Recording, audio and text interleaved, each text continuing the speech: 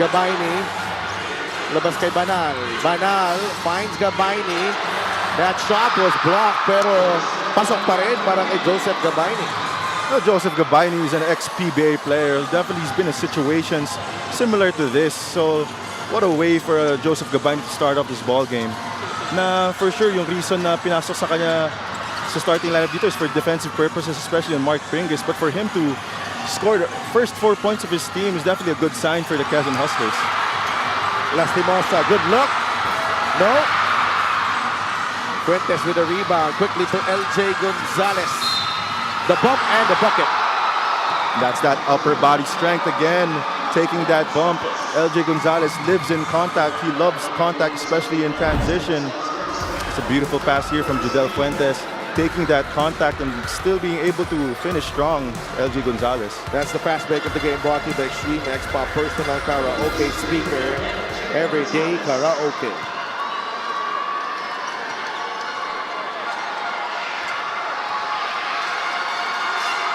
LJ completes the three-point play. 4-point lead so far para sa Quezon Huskers. A little over 2 minutes gone by in game number 3.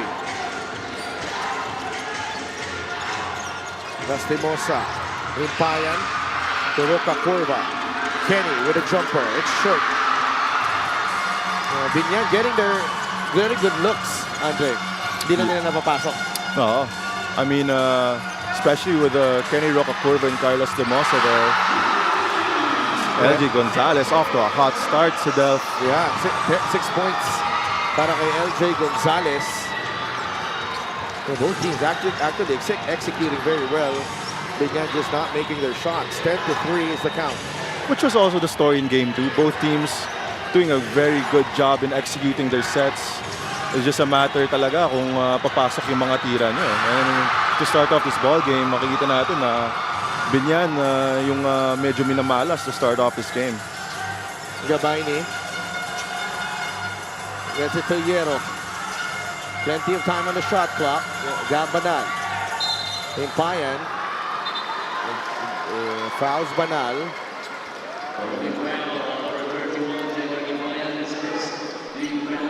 Check out this three-point shot of the game, brought to you by Extreme One-Stop Shop Appliances.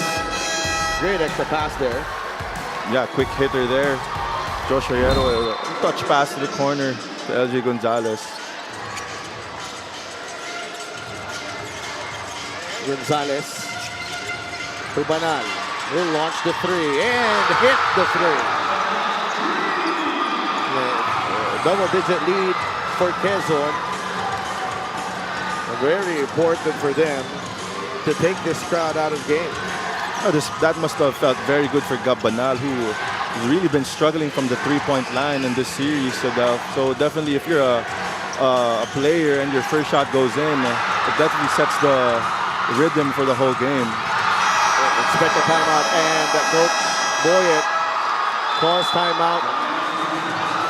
Quezon, their offense fueled by their defense here.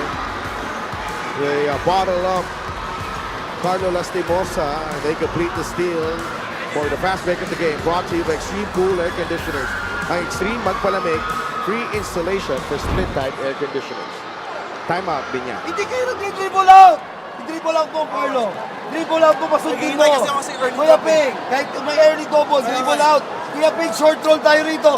Magpakita kayo rito! Side, pakita tayo sa pro lane! Huwag kayong mag-stay rito, magpakita kayo pa reverse. Dive tayo rito, come on! Extra pass! Laksak! Pinaktis natin yan. May parado tayo dyan. Tiwala lang kayo. Okay?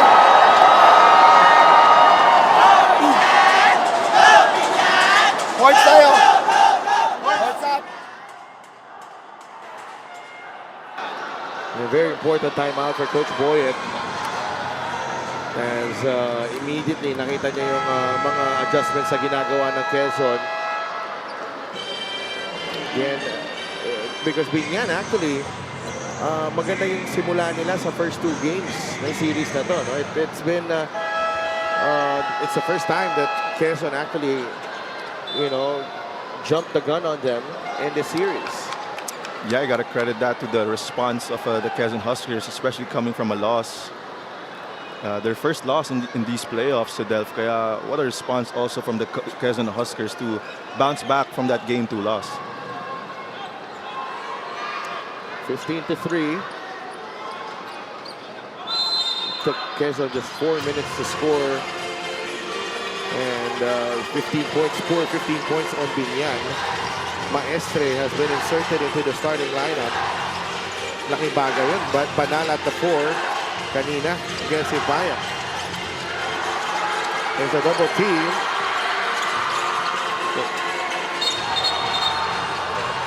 Double foul. Minerva, who did not play in Game 2, is on the floor early. Double foul of Pingles and Minerva. Another wide body. Another pair of young legs para dito sa Quezon to match up against Mark Pingles. On another note, si Delph, makikita mo rin talaga yung difference ng defensive strategy ng Quezon ngayon. Pagkatanggap pa lang sa left wing ni Kenny Rocacurva, dinoble ka agad siya. So, a good adjustment I would say is to negate the offensive capabilities of Kenny Rocacurva is the best way talaga dun is tanggalin mo yung bola sa kamay niya. In that occasion, nung na-double siya, he had to give up that ball right away. Ang mabigat dito, no, they are not just blitzing and doubling hard, going through the motion. Iba yung diin ng pag-double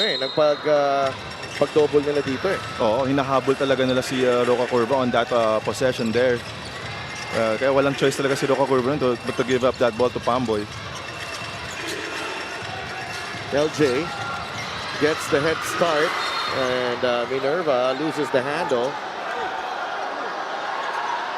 I thought that was last touch on Minerva. Yeah, definitely. I agree.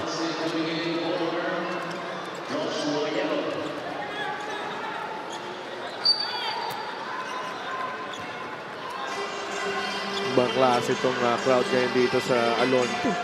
Dami nang nakatayo dun sa taas, oh. Pati sa taas. Biñan has not scored since their first possession.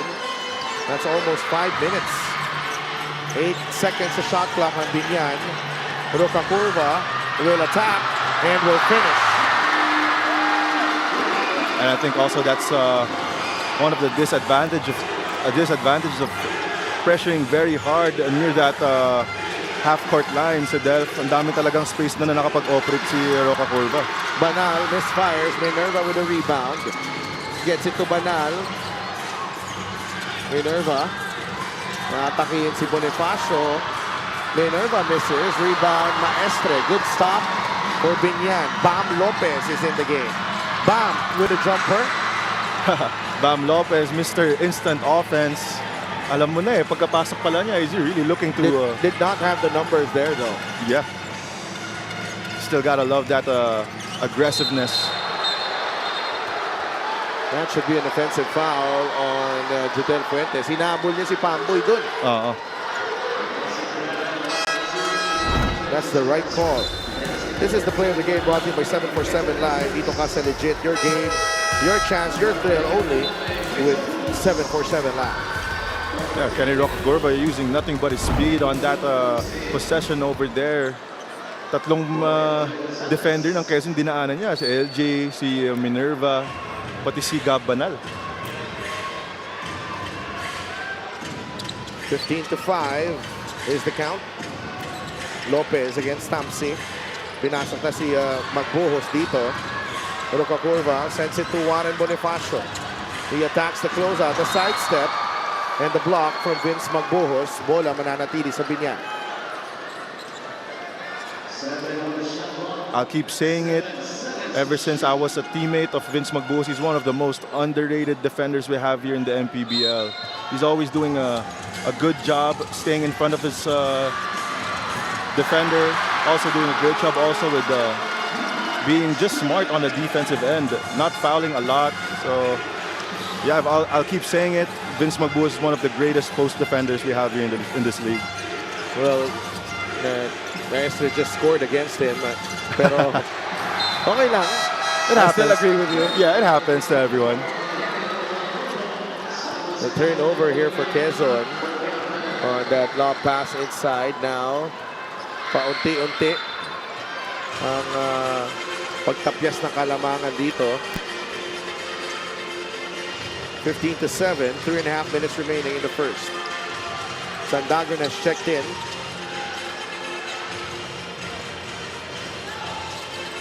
Lopez with Raimundo. 7 seconds of shot clock. It's down to 5. Bonifacio.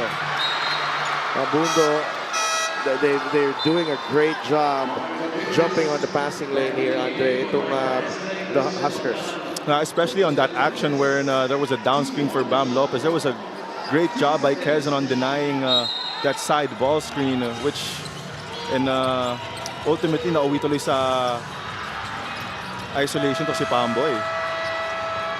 Another good stop for Quezon. Magbuhos. Bigay kay Abundo. Magbuhos. Swings it over to Tamsi. Dinikita agad ni Bam Lopez. 10 seconds on the shot clock. Magbuhos drifts, fires short. Pagaran collects the offensive rebound. Tamsi attacks the closeout, sends it to Abundo. Good defense here by Biñan. Not falling for any pump fake. Magbuhos all day to shoot, no good. Rebound ni Mark Pingris. And those are the solid defensive rotations that Biñan was doing when they got that win in that game too. Parehas, no? Like they're opting to leave the bigs open on that three-point line, Sadel. Bonifacio, nakatanggap ng bola, takes the jumper and swishes it through. Just like game 2, the first mid-range jumper of Juan Bonifacio went in. And we know what happened in that game when his first few shots went inside the basket. He played really well. Sandagon will finish. Great extra pass from the other side. Para kay Simon Sandagon, it's 17-9, 8-point lead for the Huskers. JJ Pido. Magbuhos will be called for the foul against Mark Pingris. And nasa penalty na ang Quezon as expected. This is the game powered by 747 Live. Dito ka sa legit. Nice finger roll there. And that was a no-look pass from Vince Magbuhos as well. Good big-to-big connection for the Quezon Huskers. Pingris at the line.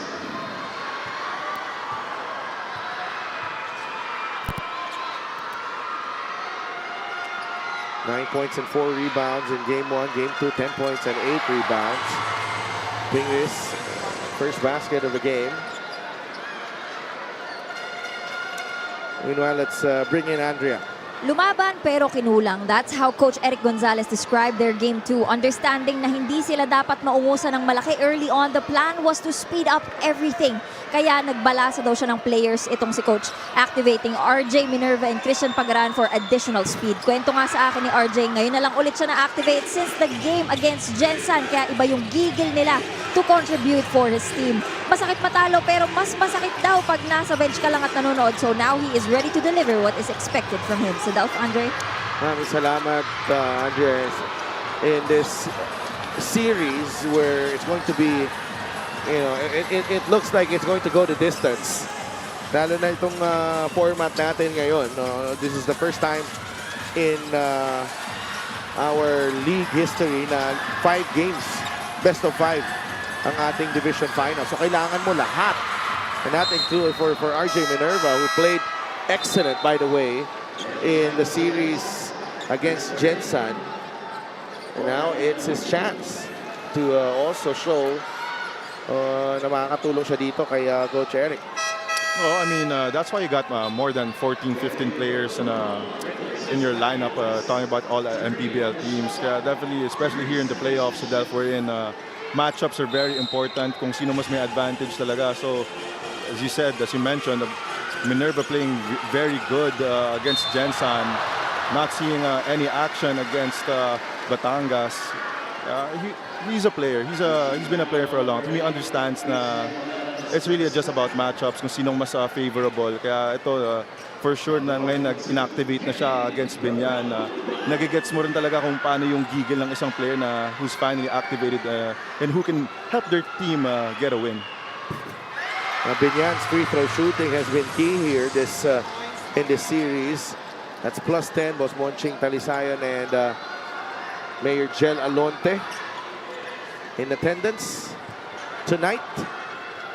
Grabe yung mga pa-cheering squad ng Biñan ngayon. Kanina pa nagre-rehearse yan eh. Buong Feeling ko, ito yung cheer niya yung partner ko. Ako. Ikaw ata yung tinitignan, partner. Hindi ko na nga alam eh. Naka-pink na mga pink ang team nila eh. 17-12, a minute remaining in the first period. Sandagon. They go to Abundo against Sobido.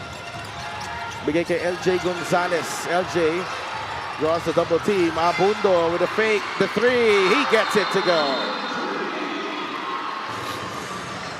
That's 2 fouls on Pagaran. Another double foul called. But Quezon has been shooting excellently here in the first period. I expect a lot of double fouls in this ball game. It's a very physical game here. Especially we're tied in the series 1-1. And best of 5 also sa Delph. Game 3 is also one of the most crucial games. That puts you 1 win away. So race to 3 na bigla. Race to Race to 2 na lang. Best of 3 na lang siya after you're going 1-1. Pingris against Gabayni. Ping. Looking for a way through. Mark Pingris. And I don't think the people understand sa Delph. That's Joseph Gabayni. Hindi madaling tulakin yan. That's heft right there. Yeah, and for Mark Pingris to just overpower him on that post just speaks volumes of the strength, sheer power of Mark Pingris. Gabayni against Bonifacio. Gabayni overshoots. Pagaran gets the rebound, keeps it alive for LJ. Gabayni with a jumper, and that will do it. What an action-packed first period here in Biñan. And the Quezon Huskers, the visitors, enjoying a 6-point lead. A strong start where they led by as many as 10 points. They catch Biñan, who was off to a flat start here. And 3 3-pointers in the first period for Quezon. And Mark Pingris had the final say of that period right here with a strong move against Gabayni. 20-14 at the end of 1. The Huskers are ahead.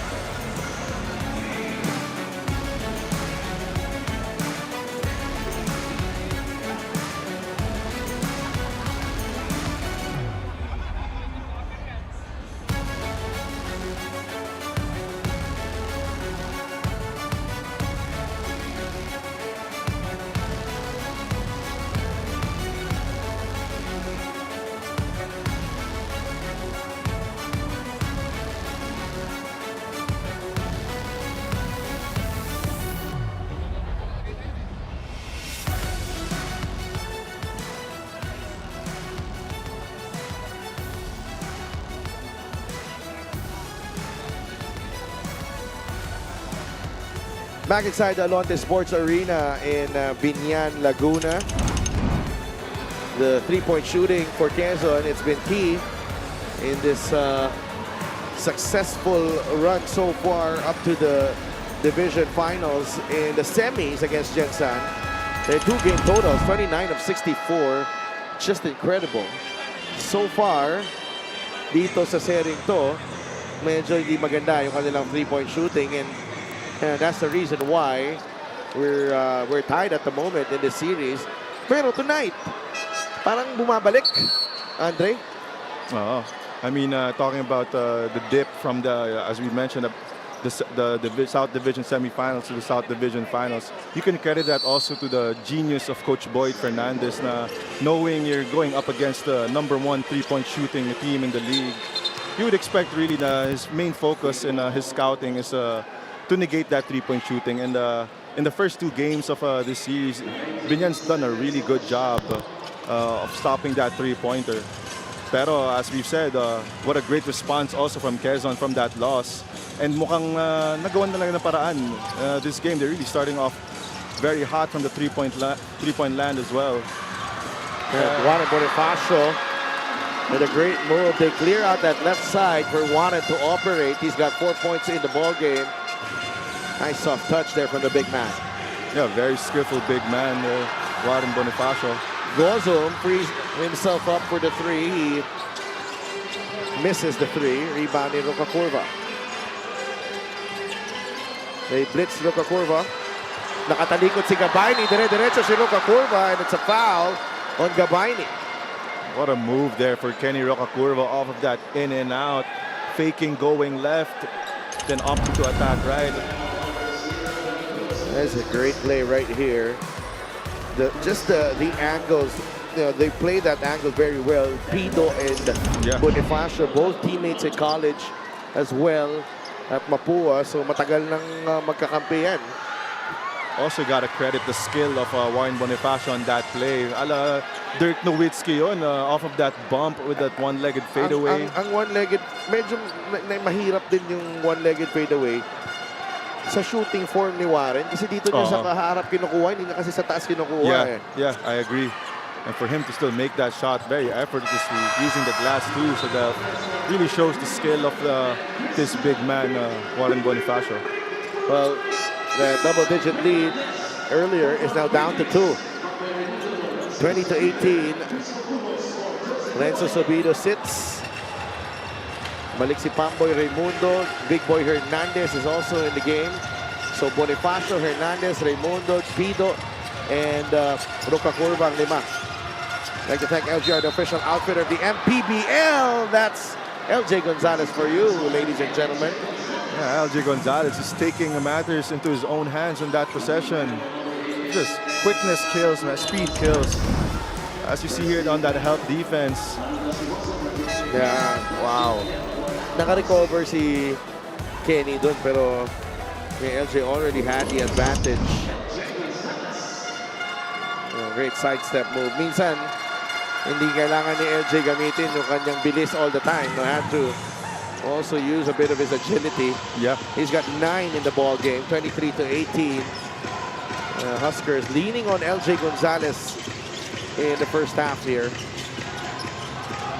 He's got the assignment on Kenny Roca Curva. Lastimosa against Hierro. Lastimosa splits the defense, launches, no good. Big Boy, offensive rebound, and he puts it back in. And you gotta expect that tongue coming out every Big Boy basket. And the flex as well. You gotta love it. You gotta love it for Big Boy.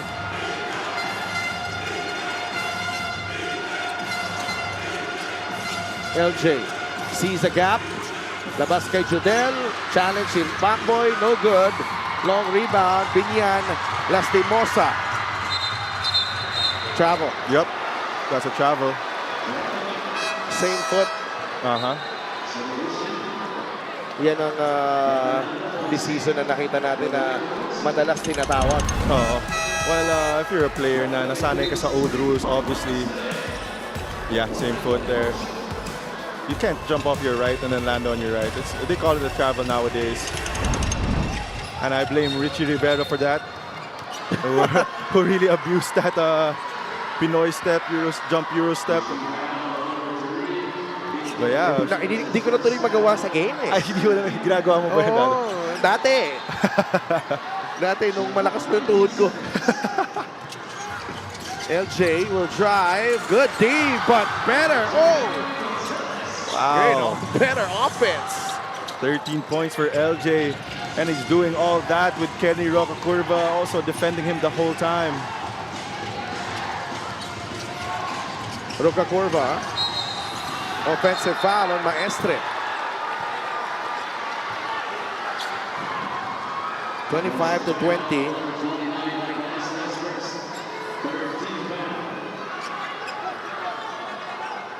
I'm looking at LJ Gonzalez right now, especially galing sa first half na to na ang taas ng, syempre, ng usage niya. Parang hindi pa rin siya hinihingal, no, si Dev? He played 32 minutes Wow. in game 2. He doesn't usually play that much, huh? Well, By the way. he doesn't need to. Syempre, in a playoff scenario, Banal on target. Gab Banal extends the lead to 6 points for What a- Gab Banal. what a way for Gabanal to bounce back. 2 out of 2 so far from the three-point land. And LJ Gonzalez is doing it all. Pamboy short, rebound, Yero. Magbuhos sends it to Banal, open 3. Good!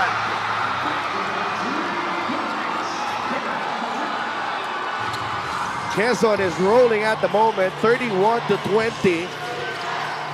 7 minutes remaining in the second period. Raymundo to Roca Curva, trying to answer. Masyado malakas. Rebound, Jadel Fuentes. Gabanal is asking for it. He's Banal free. again. A 3. No. Rebound, Roca Curva. Kenny to Pamboy. Quezon getting back in transition. Maestre gets it to Raymundo again. Lastimosa. And that's off Carlo Lastimosa. Gabanal playing terrific defense there. Tapping that ball to the leg of Lastimosa. Three-point shot is brought to you by Extreme. One-stop shop appliances. Gabanal has caught fire here in the second period. 2 triples. Now with 9 points. And the lead of Quezon is at 11.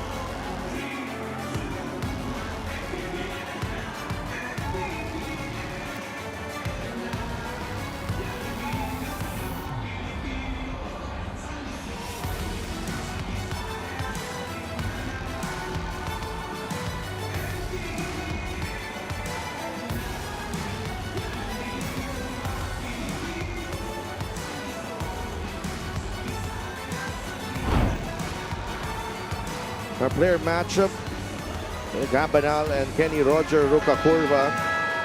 And Kenny so far, lamang siya sa... Magkaiba naman ang roles nila dito sa kanilang respective teams. But I think they've been brilliant. These two players, you cannot say anything negative about these two players, about these two guys in these playoffs. They've just been spectacular. All contributing to this showcase that we're seeing right now, which is the South Division Finals. We're only in Game 3. Yeah, I mean, we covered all the games so far in these playoffs, and tama ka, wala ka talaga masabing mali. Both players are playing their roles to the best of their abilities. So, libre na naman. Good challenge by Kenny at the final moment. A good help defense there by Kenny Roca Curva. There's been a problem here for Biñan on their ball screen defense here, Andre. Nakikita mo ba? Oo. I mean, that's the hard part also na sobrang bilis ng ikot ng rotation neto ni Coach Eric and the Quezon Huskers. It's definitely hard to keep track of all of the certain rotations that you're supposed to have in these ball game. And makikita mo early on, medyo nalilito nga itong Biñan on their coverages off of that ball screen. They're much better for Biñan. Himpayan unable to convert. That's the second easy shot that Himpayan has missed this ball game. Banal against Big Boy. They go down low to Jodel. Labas kay Abundo. Swings it over to Gab. That's a 3. And that doesn't work. Rebound di Roca Curva. Lastimosa drives. Oh, he banks it in plus the foul. on Gabanal. And check out this crossover from Carlo. Able to absorb the contact. Clearly a foul there on Gab. Yeah, and also good recognition there by Carlo Lastimosa, realizing he has a way smaller defender in Bundo on him, deciding to attack that middle as well, but still very strong enough, even though there was a help defense there from Gabanal to still finish that basket for his first 3 points of the game too. Yeah. It's the vlogger Joel Rabanera, aka Malupiton. Uy, si Malupiton. Idol natin yun. Oo. Pwedeng magpa-picture tayo sa kanya Pa-picture tayo mamaya. Kung bahala. Lapitan natin. Jero puts it in off the bounce. And this is where Quezon is at its deadliest right now. They are really rolling with their ability to execute. They've been getting everything that they wanted against this Biñan defense. Lastimosa rattles that three in. There you go. Once that first basket went in, it's must have felt good, especially second quarter na yung first basket niya. Kaya shooting that three-pointer must have felt good for Carlo Lastimosa. Wow, no call there on Waray Himpayan as he challenged Magbuhos. He looks hurt. That ankle looks Pamboy hurt. for a three! Naapakan niya ata yung paa ni Himpayan doon. Yeah. I thought there should have been a call there. Oo, landing spot. And that is big for Quezon because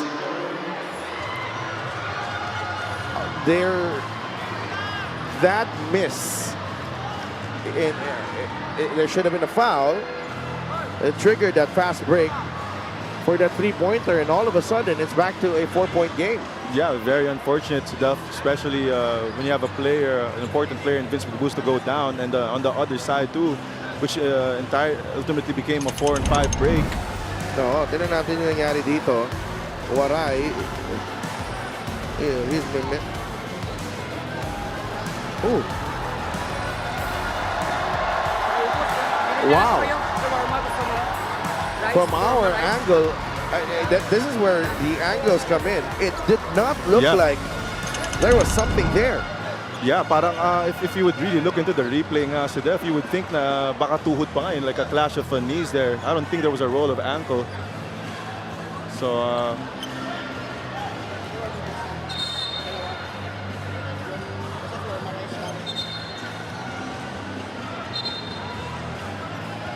but sometimes, Sedef, kahit hindi nag-roll yung ankle, depende din sa landing yun eh. Oo.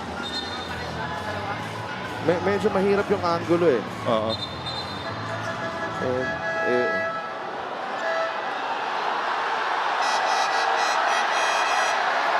So, if there was a reverse angle, that would have been clear though. Pero right now, from that angle, it did not look like the foot. Yeah. There was a problem with the foot. But yeah. And if there was something on that ankle of Vince Magbuhos, the important thing is that we saw from the replays is walang kinalaman si Waray Himpayan doon. Yeah. So pinalitan pa dito si Vince Magbuhos. Pasok ko ulit si Will Gozo. Biñan has been able to, alam mo, importante itong mga counter na runs ng Biñan eh. To stay in the game, Quezon has been playing exceptional basketball in the first half. Waray is whistled for the personal. All throughout the playoffs, it's been the character of Biñan. They have these little runs, especially when their opponents have a huge lead on them. They always stay composed. No? Yeah, you remember the Batangas series, right? Yep. Parang, they counter with the mini runs just because para hindi lang makalayo yung Batangas. Gonzalez going downhill, finds Thompson. No. Ballesteros with a rebound. Oh, what a pass from LJ Gonzalez. They're locating a shooter at the corner. Pamboy gets it to Waray. The runner from Waray. It's in. A good job there by Pamboy Raimundo. Finding and locating Waray Himpayan for the bucket. And that's what you get when you have a Pamboy Raimundo especially for Coach Boyet, na talagang makikita mo na memorize na niya yung sistema ni Coach Boyet. He's definitely doing a good job. Gonzalez having a spectacular first half. LJ already with 16 points. Roca Curva will launch the three. It's good. Sumagot naman yung kamatchup niya. Siyempre, si Kenny Roca Curva, di rin papayag, di ba? 36-34. Gozo. Atake si Will, bigay kay Sandago. Nandun si Jason Ballesteros. Fuentes relocates. He shoots. He misses. Chance for Biñan to tie the game after trailing by as many as 11 here in the first half. They blitz Roca Curva. Releases it to Pamboy. Ballesteros has it. Pamboy gets it back. 10 seconds on the shot clock. Raimundo. Waray. Finding a way through. Waray puts it in! And we are tied at 36. 4 points already for Waray Himpayan. Both on floaters. Now the ball game is tied. LJ has not taken a breather here. Quezon will not get the bounce. Lusty Mossa with a rebound. Yes, and to the delight of the Biñan crowd, who can take this lead here at the end of the half. Lusty Mossa recovers. Balabas kay Pamboy. 7 seconds to shot clock. Pamboy. Back to Waray. Raimundo. Push shot. Masyado malakas. LJ grabs the rebound. Gonzalez. He gets it back. Fuentes. Bagsak si Pamboy. Offensive foul of Jodel. A veteran move there for Pamboy Raimundo. Oh, what happened there? Yes. Something. Jodel with a hit on Himpayan. And that's got to be frustration too for Jodel, who hasn't been shooting that well in this first half. Got to see this replay. I didn't see the call. The offensive foul right here. Oh. Well, Waray had a little extension right here. But that was a slap to the face. But that was something. Hindi natin makikita yan dyan. If that's a disqualifying foul to death, that could be so huge for the Quezon Huskers. Yeah, absolutely. They cannot afford that right now, especially with a tight ball game like this heading into the half. Yeah. That contact was, of course, to the face of Himpayan. That was a slap there. It was a clear slap to the face.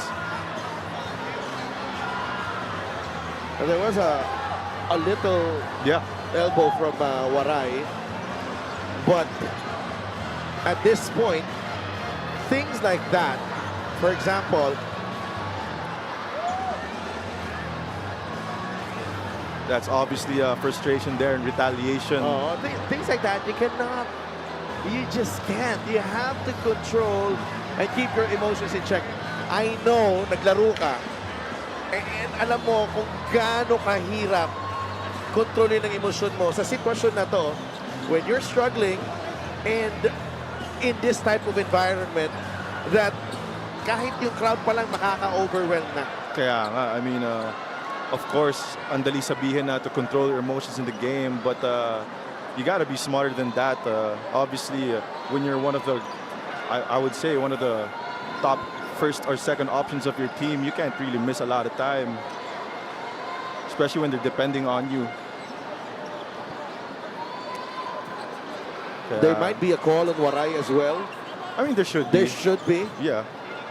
But the retaliation was there for everyone to see. Upon review, it was a double and sportsmanlike foul. Number 31, JMR Himpayan, his third foul. And number 2, Judel Fuentes, also his third foul.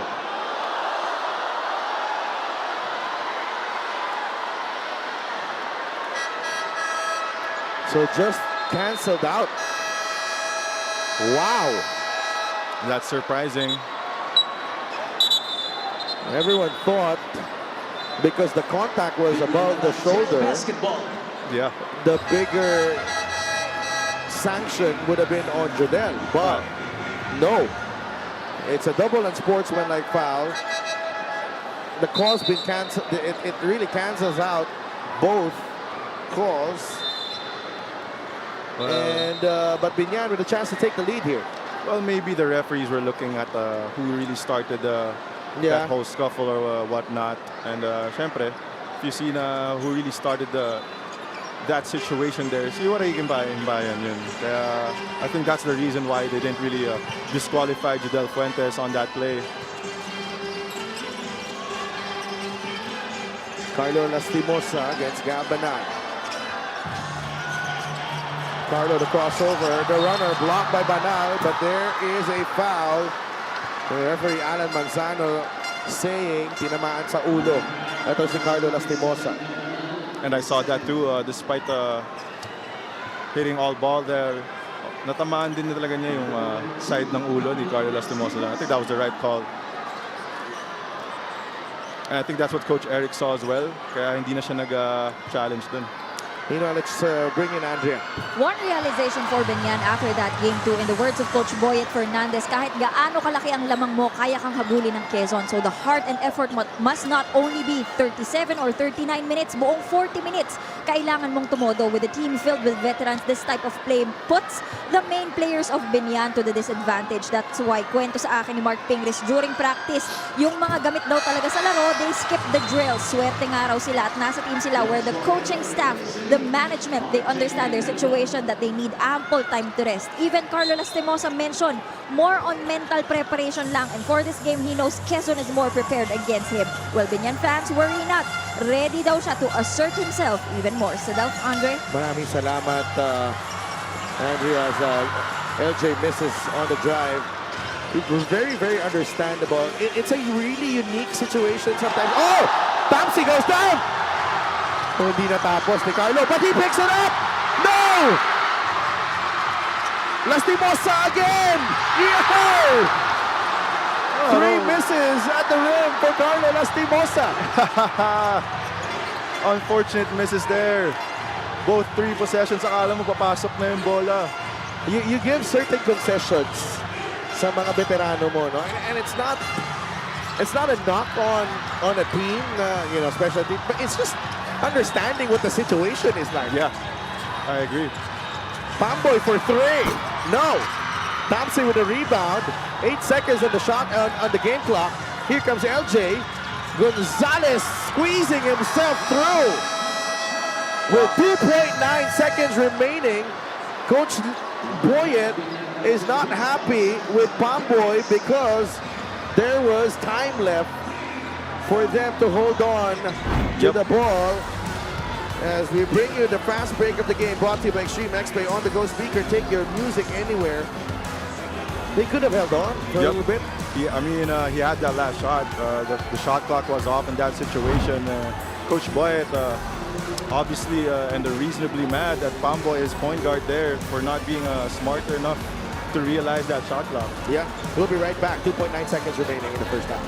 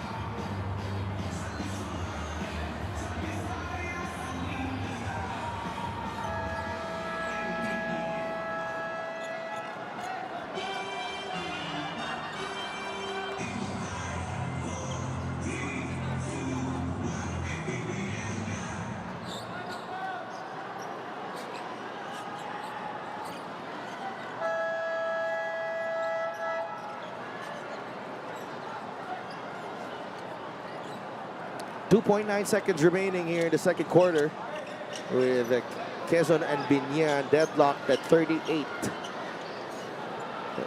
Biñan battling back from as many as 11 points down. Bonifacio will inbound. Lastimosa has it, takes a look, fires, and hits the board. That will do it. First half in the books.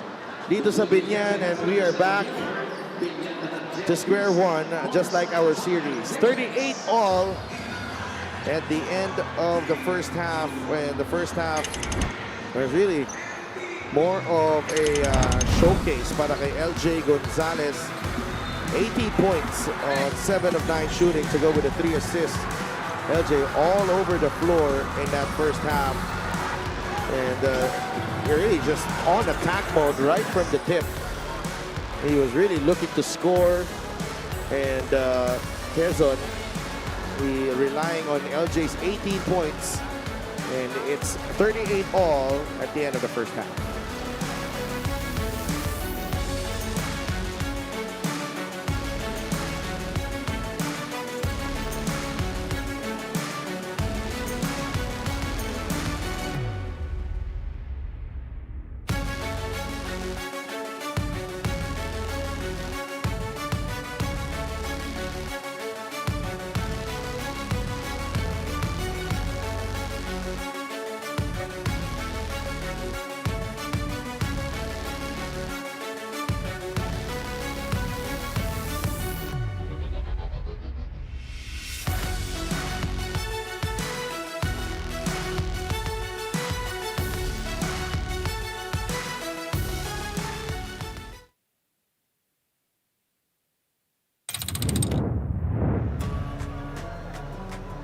Back inside the Alonte Sports Arena for your Maharlika Pilipinas Basketball League. My name is Andrea Endicio, and right now, we will be having our halftime interview together with Assistant Coach Jeric Teng of the Quezon Huskers and of course, the Mayor of the City of Biñan. Walang iba, kundi si Mayor Jel Alonte. Thank you so much, gentlemen, for joining me here at the half. Unahin ko na muna si Coach Jeric. Coach, kitang-kita sa galaw ng Huskers, iba sila tonight, especially early on. There's a different type of demeanor that they are showing. How are you guys able to bring that out? Siguro yung sense of urgency lang, especially that we're coming from a loss sa home court pa namin. We know how important this game 3 is, and yun lang, binalikan lang namin yung goal namin before the season started to make it to the national finals again. And we have an opportunity to get that goal. So nandito na kami, pagkatrabahuan na namin. And I'm pretty sure the Quezon fans wants to see more of that sa ating second half. Coach, meron po ba kayong mga gustong batiin o pasalamatan? Go ahead. Siyempre, pinapasalamatan po namin lahat ng mga Quezonians sa sumusuporta po sa amin. Marami po sila dito. Bumiyahe po sila all the way from Quezon to support the team. Gayon din po lahat ng mga sumusuporta na nanonood sa live on TV or social media platforms. Maraming salamat po sa tulong ninyo. Siyempre po sa aming mga owners na talaga sumusuporta sa team namin. Governor Dr. Helen Tan, Boss R.D. Ronel Tan, Congressman Attorney Mike Tan. Nandito po nanonood. Kasama po namin si Bukal Doc Kim Tan, si Dr. Camille, Kobe Malik, Calix, si Mayor Ralph Lim, one of our team owners, our team manager, Attorney Don Kapunan. Siyempre sa mga kababayan ko dyan sa Gumaca, Quezon, magandang gabi.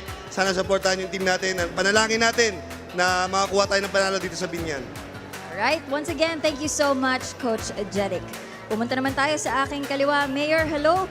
Kagaya nga po ng sinabi ko kanina, this is the first time in the history of the Biñan franchise that we are holding the South Division Finals here at the Alonte Sports Arena. So how does it feel?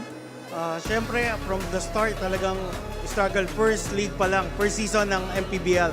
Kasali na ang lungsod ng Biñan. Pero at this moment, talaga nagpapasalamat ako sa team. Yung camaraderie, hindi naman kami nagdagdagan ng players. Hindi kami nag-improve, pero siguro yung camaraderie ng team, nakuha na yung pag-gel. After 5 years, 5 season, ito, nakabalik po ang lungsod ng Biñan. And hopefully, makakuha kami ng panalo dito sa aming lungsod. And Mayor Jel, I'm very curious since we're having a very tight ball game. No, how does it feel doon sa inyong bench? How does it feel for you to watch this ball game or game 3? Siyempre, sinasabihan nga yung players to stay focused na talagang medyo physical. Physical game yung laro nito. From game 1 pa lang hanggang ngayon, game 3 talaga medyo physical yung laro. Kaya sinasabihan namin yung players to stay focused, huwag pumatol, kung ano man. Just keep on playing and sundin lang yung play ni Coach Boye. Very, very nice words. And Coach and Mayor, since we are filled to the brim tonight, ano pong gusto niyong sabihin sa lahat ng dumating at sumuporta sa inyong team? Siyempre, unang-una sa mga taga Biñan, taga Laguna, maraming salamat po sa inyo. At siyempre sa atin sa Quezon, maraming salamat din po sa pagtanggap niyo sa amin for the past 2 games, Game 1 and Game 2. At dito naman po sa Biñan, welcome po kayo. At siyempre, gusto ko lang pasalamatan ang aming boss Monching Talisayon, Ruben Tan ng Sailun Tires, at siyempre ang aking boss, ang aking ama, Papa Arthur, former Mayor Arthur Alonte nandito. At siyempre ang ating Congressman Armand Dimagila, Vice Mayor Dada Reyes, former Congresswoman Len Alonte, at siyempre ang aking boss, Boss Sajid Anunuevo, at sa lahat ng mga taga Biñan, kay former Senator Manny Pacquiao, maraming salamat sa liga, napakaganda ng liga nyo, at sa lahat ng bumubuo ng MPBL. Muli sa akin, sa mga taga Biñan, maraming salamat po! Thank you so much once again, Mayor Jel Alonte. Huwag po kayong aalis mga kaliga, magbabalik pa rin po ang MPBL. Liga About Filipino, ito ang Harika Pilipinas Basketball League. We just can't go down 0-2. So, kailangan namin tablahin yung series. So, we have a chance sa game 3 and 4 sa hometown lang namin sa Biñan. So, we're gonna be ready for it.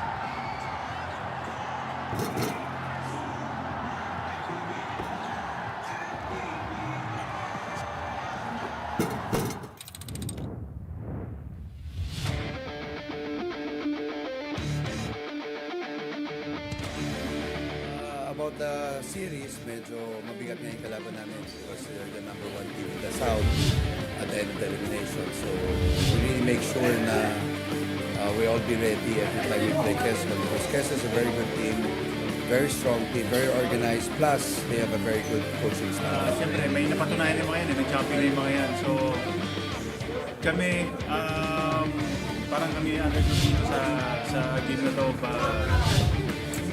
Katulad na sinabi namin nung nakapasok kami ng finals, kami maglalaro lang kami sa league. Attacks, the fake, the turnaround, he misses! Lagi sa ang inisip ko pag natalo ka, kailangan mo bumawi, kailangan mo mag-adjust. Hindi ganun kadali, no? Yung katulad ng mga ganitong series talagang napagdaanan ko na to Ang dami ko na napagdaanan na finals na ganito na pag natatalo ka, hindi ka nakakatulog, gano'n. Hindi iniisip mo bawat galaw, bawat minuto na nasa loob ka, na kailangan gawin mo yung lahat. So, I'm happy the way we're playing right now. The guys have been really adjusting really well in our system. Boni, turn around, and the back shot is good. Lastimosa lost his balance, but Kenny Rukakurva is there. Very exciting, siyempre, Quezon kalaban. Experience sa finals, yun, binibigay lang naman namin lahat namin na kailangan para manalo. Ayun lang, sabi ko na sa performance ko, struggle din talaga ako ngayon sa finals. Siguro dahil sa mga mas bata yung may depego sa akin, mas skills. Siguro i-adjust ko lang yung sarili ko at siguro gagawin ko lang ang lahat para makahambag ako sa team namin. The only thing that we adjusted last game is we give more time to Kuya Ping in the playing, especially Kuya Carlo, so that his offense gets going. And yung defense namin pareho lang naman. Rukakurva, what a pass! Lastimosa will fire and hit! Siyempre, no, kasi finance naman. So, wala nang ibang iniisip ko hindi manalo. So, first time ng Biñan na umabot sa ganitong stage ng sa tournament sa MPBL. So, nandito na kami. So, sayang kung papakawalin pa namin. So, ready lang talaga kami. Yun talaga. Para sa mga taga-Biñan na sumusuporta palagi, bibigyan lang naman lahat namin yung best namin para may uwi ng championship.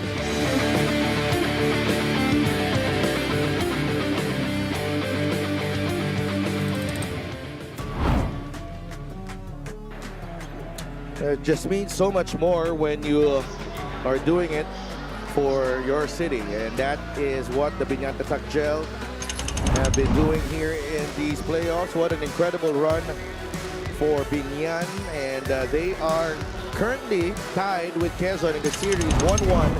That also on the scoreboard here in Game 3 at 38 all. I don't know where I am more impressed, Andre, right now.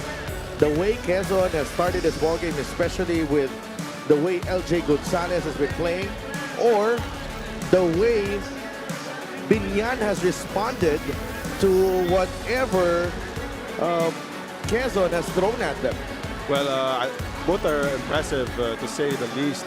But I think it's more impressive the ability of Biñan to always keep climbing back despite trailing. As we mentioned, it was 15-3 at one point early in this first quarter.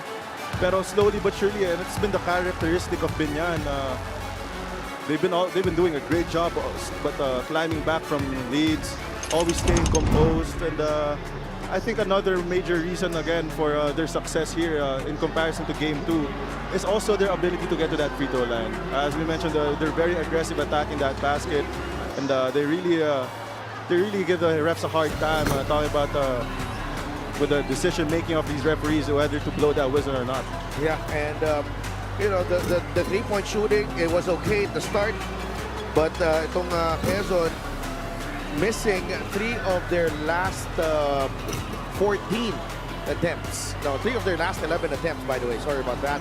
Quezon, right now, we're currently led by LJ Gonzalez, as we mentioned. Ang ganda na pinakita ni LJ, 18 points, really on take charge mode. Yun yung tanong dito, though. Would you want an LJ Gonzalez na, the facilitator or the scorer? So, Quezon obviously making a decision. LJ making, him a scorer. Kabila naman itong Biñan, pag-usapan natin, they have adjusted very well to the flow of this ball game. Parang parang okay, meron kayong binibigay, meron kaming counter, may sagot kami lagi. Coach Boyet has done a really good job here. And same is true with Coach Eric. And, kaya meron tayong spectacle na nakikita ngayon between these two teams. Again, basketball is a game of action and reaction, and we're seeing it firsthand in a full display here today. It's definitely a chess match in the South Division Finals. Napakaganda. Sets up nicely for our second half when we will be right back for the third period of Game 3 of your South Division Finals.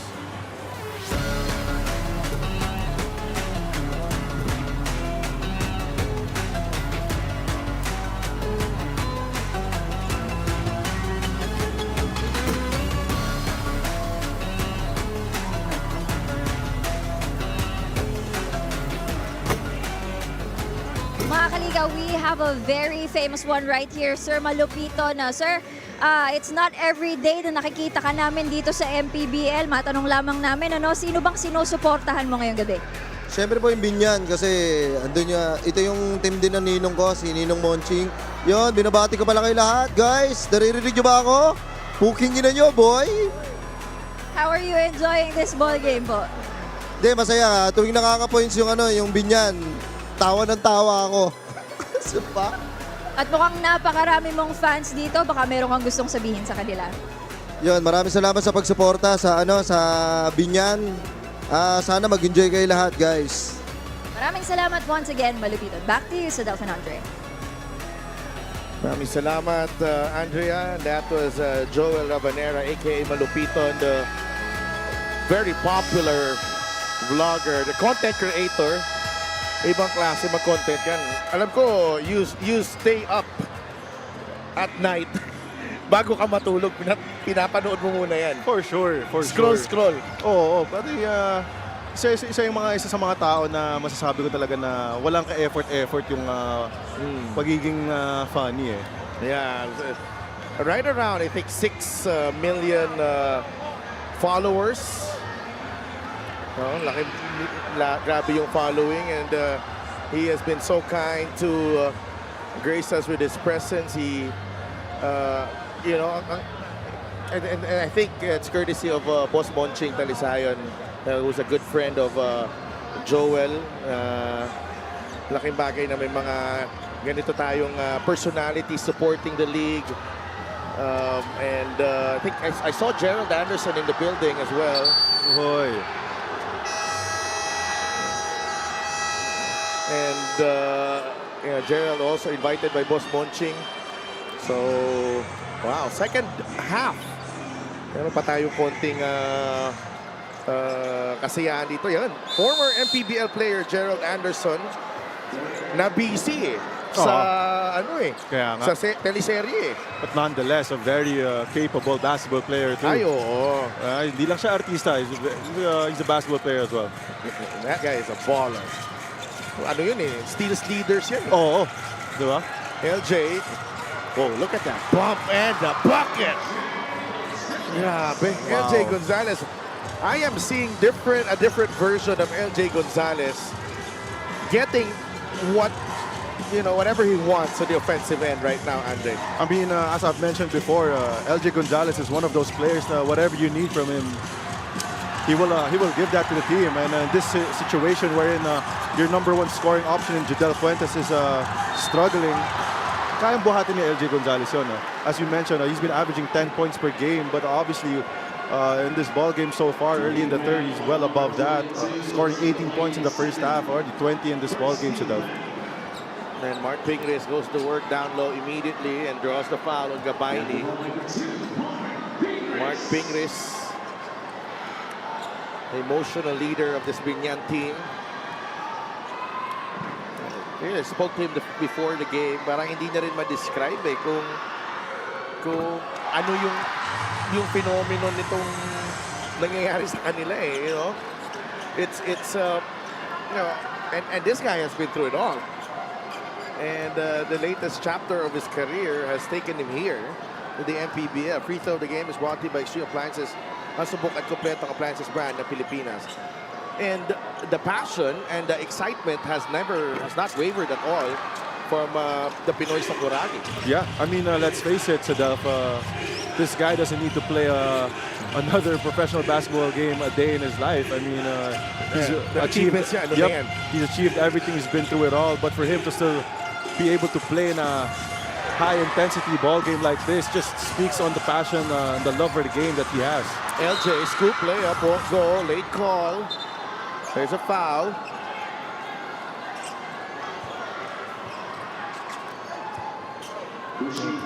LJ Gonzalez will go to the free throw line.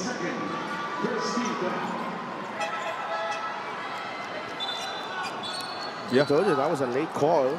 I think the Coach Boyd's going for a challenge here.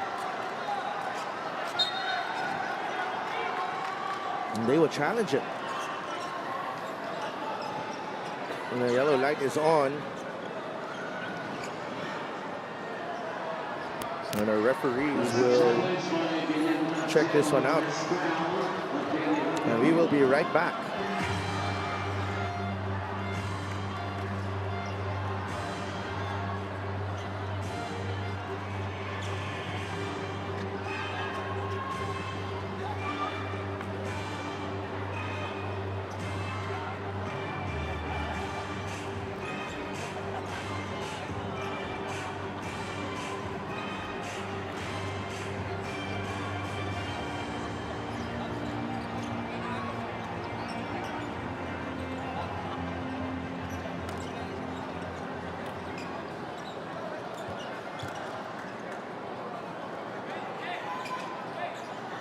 Upon review, the challenge was unsuccessful. Second foul on Kenny Roca Curva. So, unsuccessful challenge for Biñan. Let's see what happened here, Andre. LJ leans in. Yun, yung kanang kamay ni Kenny. There was a push there from Kenny Roca Curva. Yeah, but still, Kenny Roca Curva can't believe the call here. Siguro sa kanyang hindi naman ganun kabigat yung tulak niya. But LJ was airborne. Ooh, that was way short for LJ Gonzalez. Yeah, Kenny Roca Curva saying ball don't lie in that situation.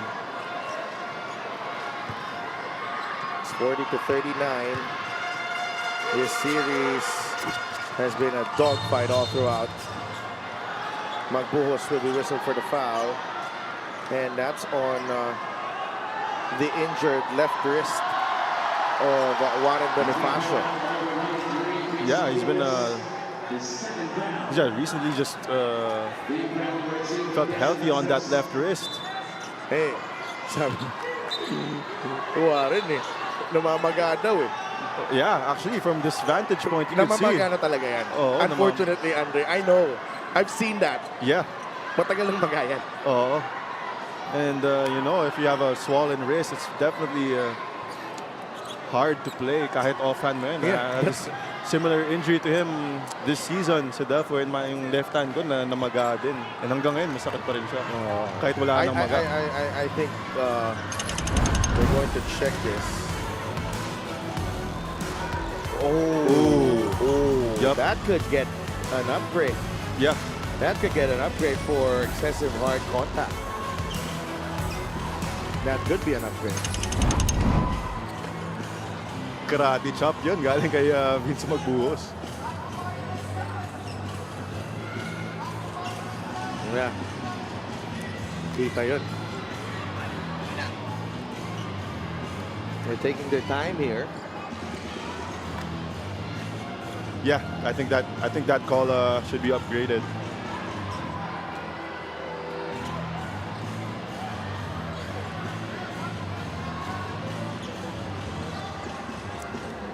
And still discussing here the officiating crew if that should be a regular foul or an unsportsmanlike foul.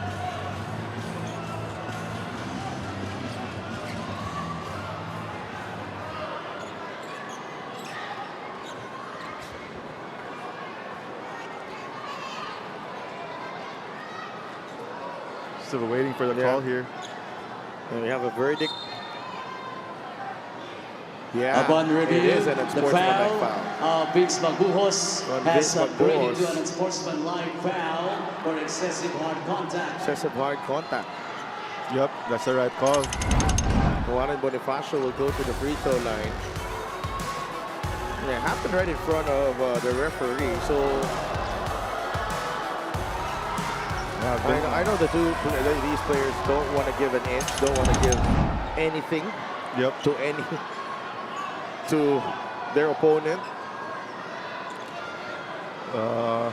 Coach Boyd's mad right now, obviously knowing that his player's left wrist is injured. But then again, Vince Maguhos was looking at us here, Sadelf, while they were challenging that call, saying that Warren was grabbing onto his jersey and he just wanted Warren to let go. So, despite that, I mean, that's the verdict of our referees here today. Yeah. Captain Hook, Mac Cardona, still supporting Biñan. Warren Bonifacio makes the adjustment. 5 points in the contest. 41-40. Bola ng Biñan. 8 minutes gone by in the second half. It's Gambanal on Pamboy Raimundo. Hierro to Kenny. Kenny spins out of control and turnover. Biñan. LJ at the controls. They go down low to Hierro. There's a double team. And the foul is whistled on Pamboy Raimundo.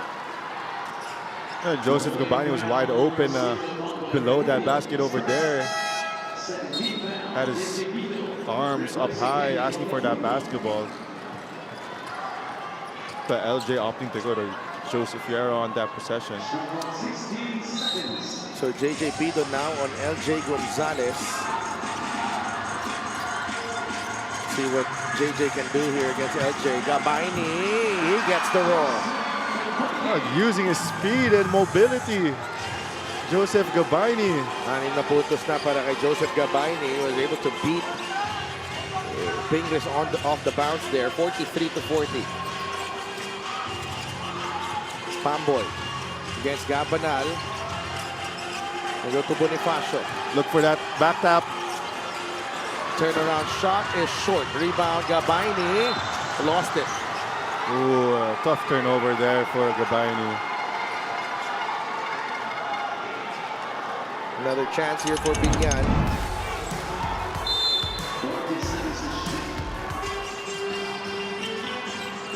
Bonifacio to Pingris, top of the key. Now with Raimundo. Hierro trying to deny Carlo Lastimosa.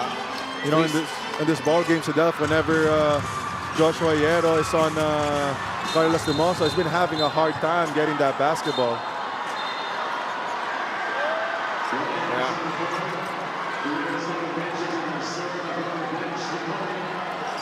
It's definitely getting chippy here. Yeah. And they want, obviously they want a review on that call on Mark Pingris. That was a loose ball foul.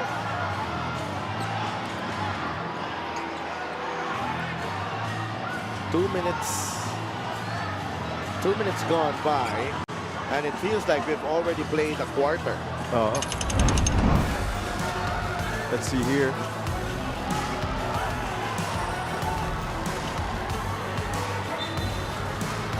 Well, this is a regular foul. Yeah. I mean, if there's a different angle here that we can see.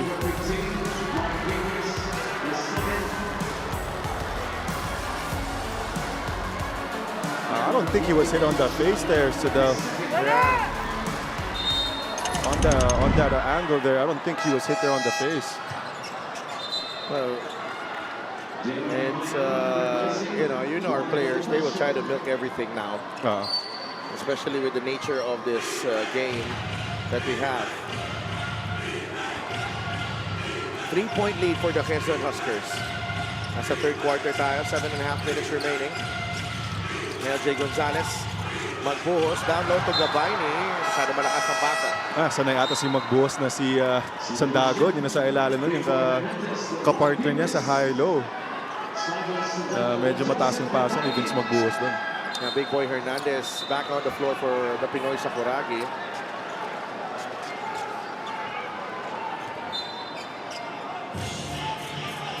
We'd like to thank LGR, the official outfitter of the MPBL. Bido. Oh, ball knocked away by Yero. Sandagon on the move. Good stop. Magbuhos for 3. Short. Rebound. Yero. Last touch. Vince Magbuhos has been struggling from the three-point line today. 0 out of 3 so far in this ball game. He's been getting a lot of open shots too, Sadaf. All 3 of those attempts were relatively open. Well, Quezon as a team, 6 of 18 so far. Lastimosa will shoot. No. That was on the run. Double foul again. Hernandez and Sandagon. Big boy Hernandez with the tongue out again. You gotta love it. Playoff basketball here in the MPBL.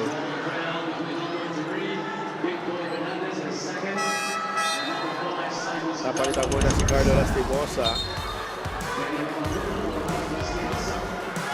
Sabi yung panggaan sa ilalim. Well, you know, obviously as a player, Sadaf, you already know who you're going against. So I've been against Big Boy Hernandez a couple times here in the MPBL, and I would say na kahit kilala mo siya as a player, may inis ka pa rin talaga, hindi mo maiiwasan eh. Kaya nga. Let's bring in Andrea. During halftime para sa panig ng Quezon, the plan is working but they are not in one page, especially defensively. Coach Eric Gonzalez actually pointed out some players saying kapag isa sa atin ang hindi sumunod, doon tayo babagsak. Meanwhile, on the side of Biñan, Coach Gino Manansala said they acknowledge the fact that LJ and Gab are both deadly offensively, pero factor din daw na masyadong nakahelp sa baba yung mga tao nila. Although Judel has been limited effectively in this game, they remain ready against him. And one last reminder was regarding the fast break points. They know Quezon aims to speed up the game, but they cannot let this balloon up. Back to you guys. Sorry for that, Andrea. We want to, as much as I want to listen in, there was a lot going on the court. Thank you for that report. But Coach Eric was fuming at Francis Tamsi, and now they make... Yeah, that's good. They make amends. Tamsi just hit a 3, by the way. Yeah, I think it was on the defensive end. Rotation he missed, if I'm correct. It was hard to see with a lot going on. Gonzalez dancing. No, he gets his own miss. LJ to Gab. Inside. Pagaran is open. Again, the vision of Gab Banal, always looking for his teammates first other than his own scoring. And that situation was Christian Pagaran down below. Making the best decision on the ball was Gab Banal. JJ Bido, 8-point lead for Quezon. Bido with a jumper, no. The tap goes to Pagaran. LJ Gonzalez is fouled. Can somebody stop him? I think the answer is no, Sidel. Can somebody stop this guy? You can only wish to slow him down. Check out this assist of the game, powered by 747 Live. Dito ka sa legit. Yeah, Big Boy Hernandez was lost there on that switch, which left Pagaran open. And I think that's the reason why he got subbed out for Mark Pingers.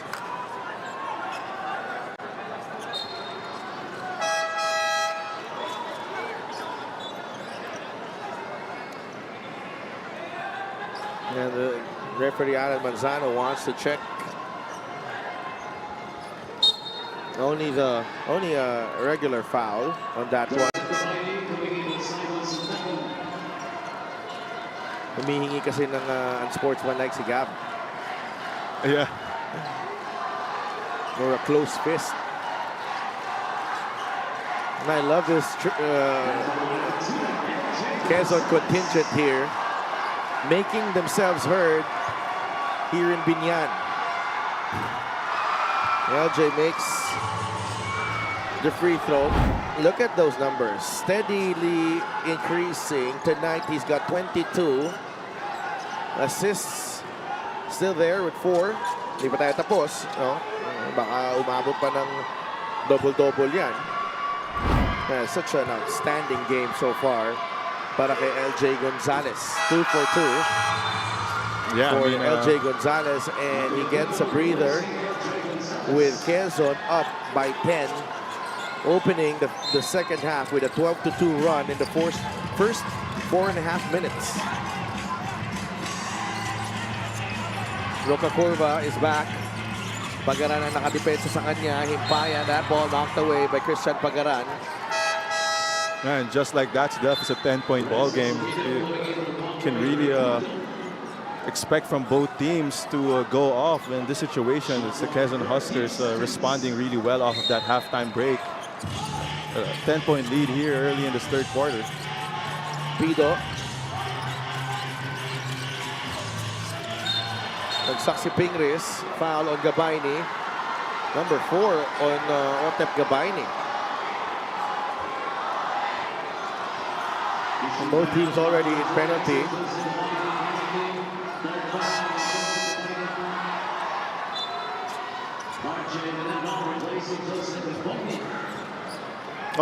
Sorry. It's only the third foul on Otep Gabayni.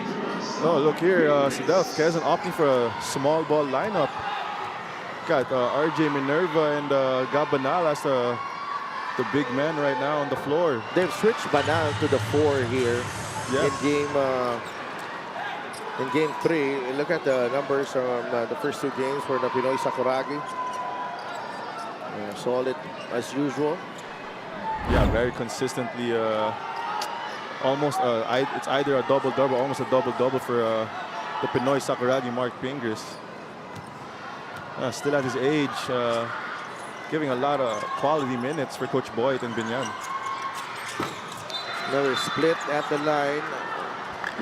So it's a substitute free throw, lane violation on Quezon.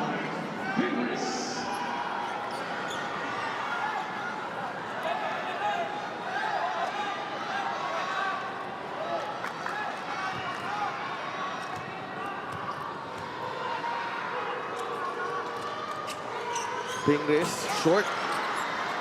Rebounding RJ Minerva. Quezon, a chance to extend the lead with LJ Gonzalez on the bench. Abundo. Goes to Tamsi. Tamsi will shoot. And a foul on JJ Pido.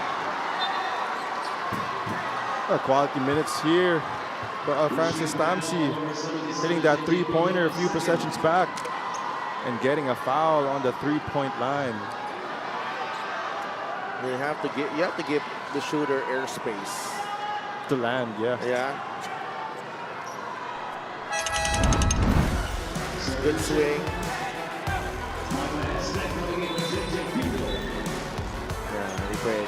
I mean, even though there was a little bit of a kick there on that follow through from Francis Tamsi, makikita mo rin talaga na he was JJ Peter was all in the landing space on that shot.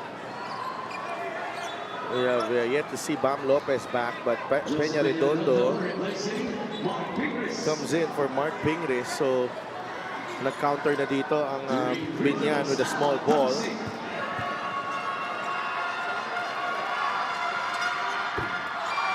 And Tamsi sinks the free throw. Sandagon is being sent in.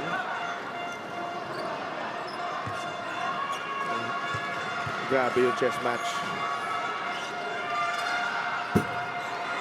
Much better at the line for Quezon this game, 6 of 8 Biñan 11 of 15.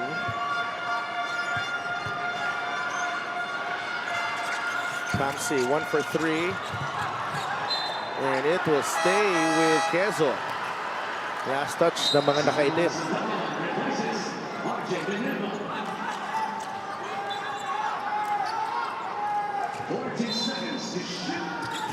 Fresh shot clock for the Huskers. Abundo.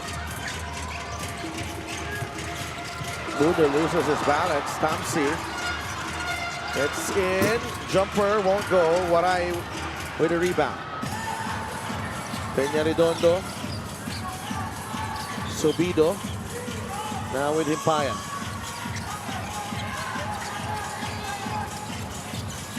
Renzo. Atake. Layup rolls in. Para kay Renzo Subido. A hard-earned basket for Biñan. They are within 8. And with a little over 4 minutes to play in the third. Maybe that's what Biñan needs, a point guard that's very aggressive attacking that basket. There's also a very deadly threat beyond that arc. Tamsi to Banal. Atake si Gab. Layup too strong. Long rebound with Subido. Peña Redondo. Travel. Not the best execution on that fast break from Biñan. They had numbers there. Yeah. Play of the game is brought to you by 747 Live. Dito ka sa legit. Your game, your chance, your thrill only with 747 Live. I thought he could have released that ball earlier. Yeah, definitely. May trailer siya ni si Himpayan. Yeah, at one point, it was a 3-on-1 break there, Sigaw. Eman Tagle is in the game for the first time. Balik agad si LJ Gonzalez. 10 turnovers for Biñan. 3 more than Quezon. Pagaran. Bigay kay LJ. It goes downhill again. Gonzalez able to draw the foul. Yeah, LJ is just too fast, Sigaw. I mean, if you're the primary defender of LJ Gonzalez, I'm pretty sure that you lose sleep the night before the game, visualizing how you're going to stop or try to slow down LJ. It's a lot of running. Kailangan condition ka. They're in their best shape. But LJ Gonzalez continues to hit. 24 points. And it's not just the conditioning, it's also the mental sharpness that you would need to face a guard that's very skillful and very high IQ. Talking about LJ Gonzalez. Ruka Curva will go back to the bench. Let's see what this unit can do for Biñan. Maestres, Subido, Lopez, Peña Redondo, and Waray Himpayan. Tagle, Magbuho, Sandagon, Pagaran, and LJ Gonzalez. Turnover again for Biñan. Wow, they're definitely struggling in this third quarter. Tagle, momentarily open. Labas kay LJ ulit. It's Bam Lopez's turn to defend LJ Gonzalez. Gonzalez dancing, crossover, inside. Nice fake. Labas kay Magbuhos. This could be big. No, LJ able to grab the rebound as well. Now he's going to the post on Bam Lopez. Gonzalez. Kick out. Pagaran. 3. Yes! No, long 2. Christian Pagaran. Off of that step back to Sedef, wherein I thought that he could have better opted for a catch and shoot. Pero in some situations, some players, mas gustong pinapahirapan sila eh. Kaya in that situation, look at a step back jumper there. And another turnover. Waray. Subido thought lalapit si Waray was going to dive to the cup. A very important possession here for Biñan. Kanina 11 ang kanilang hinabol. Ngayon, 12 na. Biggest lead of the game for Quezon.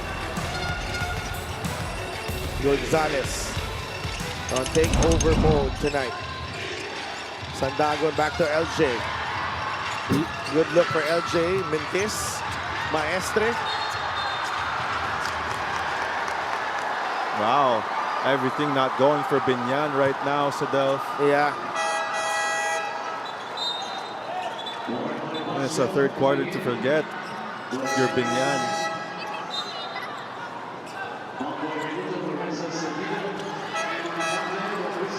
And, when you face Quezon, kailangan kasi multiple players really have to play well. Yep. I mean, if you're playing... and even your bench. Yeah.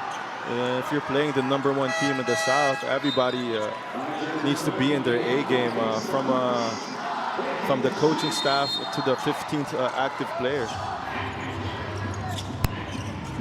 Minerva. Gonzales, Eman Tagle has it. Kinailangan ibalik si Pingris, Raimundo, Lastimosa, and Bonifacio. Sandago. Shot clock expires on Quezon.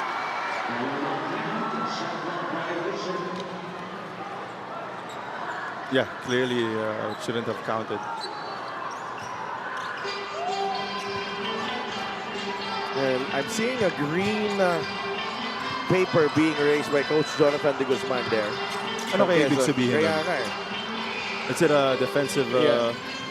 Yeah, that has been a difference. Points off turnovers, 15-4. LJ jumping on the passing lane again. A blocking foul on Pamboy Raimundo, and he has been a menace on both ends of the floor against Biñan, LJ Gonzales. And how do you stop him on that break? It's just too fast and too controlled. Yeah, but even that, he's dominating that matchup with Maestre right there. Yeah. I mean, there are really no words to describe the play of LJ Gonzales, especially in this game. Might get a 30, might go beyond 30 points tonight. LJ Gonzales, by the way, already at 26. I mean, I wouldn't be surprised if he gets at least 30 before the end of this quarter. He could really go for 40. Pag sabi mo ng 40, nagmintis ng free throw. It's always like that. Only 5 points for Biñan in the quarter. Pakurva nagpilit. LJ gets back. Tagle, nakaiwas. Wants a pick and roll there. Tagle shoots the 3 off the mark. Rebound ni Pakurva. Kenny to Carlo, a 3. No, rebound ni LJ Gonzales. That's 5 rebounds for LJ Gonzales to go with the 5 points, 36 points, and 5 assists. Yeah, another complete game. Yung difference lang ngayon is yung scoring niya.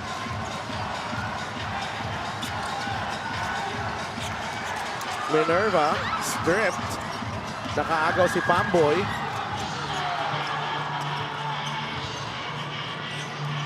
Biñan needs a basket here to close out the third. 15 seconds ang difference. Babalik pa sa Quezon ang bola. Pingris, atake. The extra pass. Raimundo, fouled by LJ Gonzales. LJ is asking for a challenge there. Which is kind of odd because I saw some contact there, Sadaf, especially after that follow through.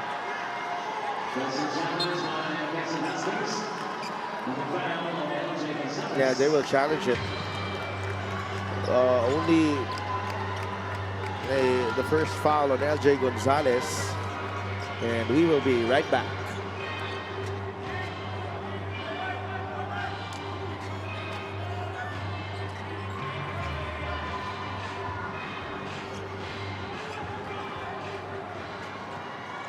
Upon review, the challenge was unsuccessful.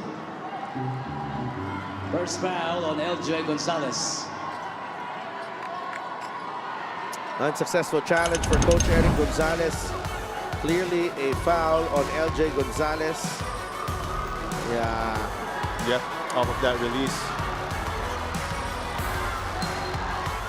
But you could also argue on the side of Quezon that after that release, Pamboy Raimundo had his elbows out, which really caused that contact. Pamboy misfires on the first free throw.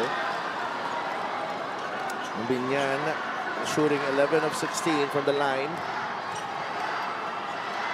Not the usual Biñan numbers on the free throw line through 3 quarters. 7 points for Pamboy Raimundo.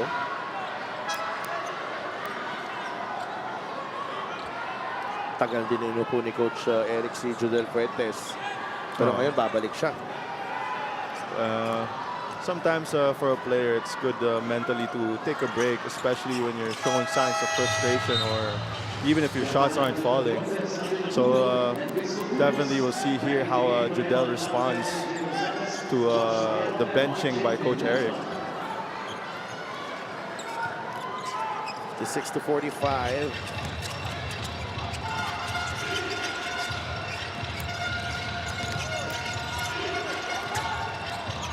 Abundo.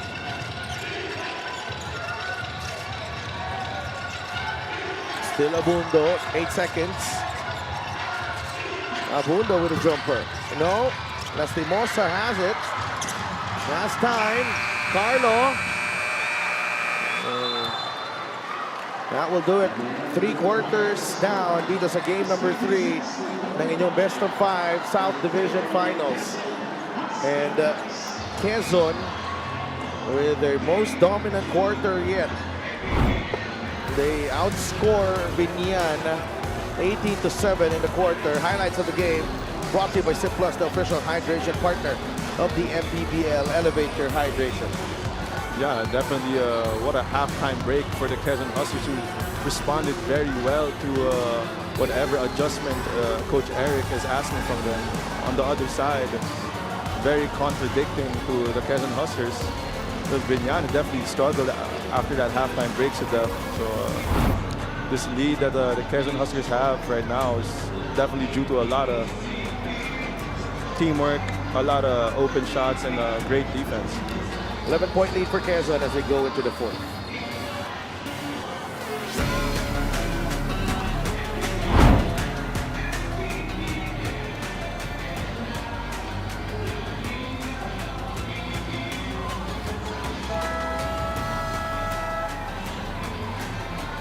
Commissioner Kenneth Doremdes, Distrito, of course, and Roy Luarca, my idol. Naglakad lang sila kanina. Galing daw sa highway. Medyo malayo ang nilakad ni Papa mo dahil sa traffic. Oo nga, I mean, we talked about it earlier with the 6,700 in attendance today. Ang hirap talaga makapasok sa arena kanina. The traffic was, So. it should be. No, but hindi ko lang din maalam kung ilan doon sa Lucena eh. But marami din. Batangas, marami din. Yeah, Batangas, I think we reached 5,000. Yeah. Look at that crowd. Amazing. What a sight to see. You gotta love it. This is Philippine basketball right here. A good sign here for Biñan. A good sign here for Biñan scoring on their first play. It's down to 9, the Quezon lead. Gabayni. LJ. Magbuhos has it inside. Good block by Luca Curva. What effort for Kenny.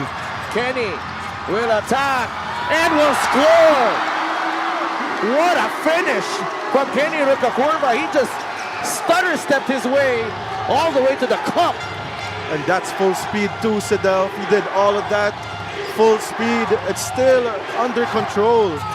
Well, he came up with that block, by the way. Wow. LJ matched up against Pingris. Gonzalez for 3. No.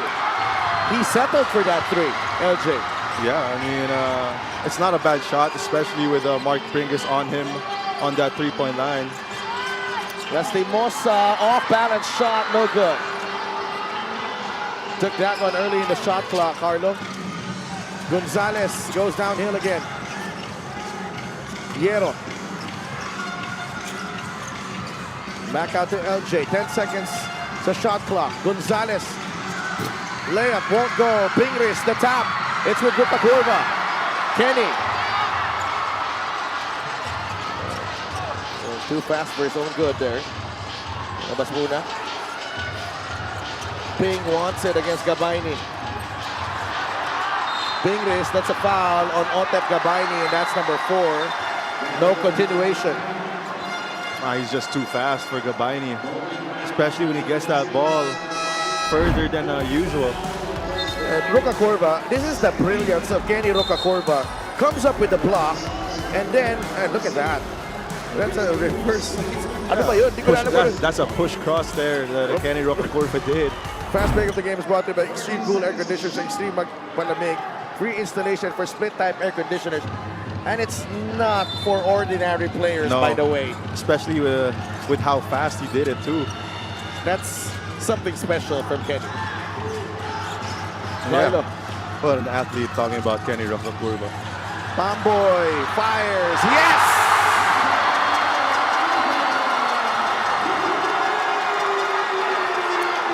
Boss Monching leading the cheering here at the Lotte Sports Arena. That 13-point lead is now down to 4 for Quezon. LJ. Gonzalez playing cat and mouse with Warren and Kenny.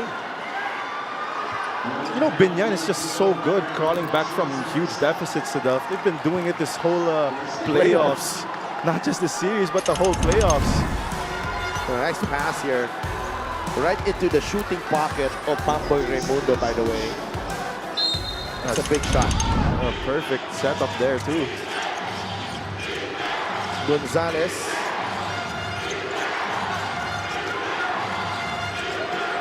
Kenny goes under. Pakita konti si LJ. The kick out. Hierro for 3.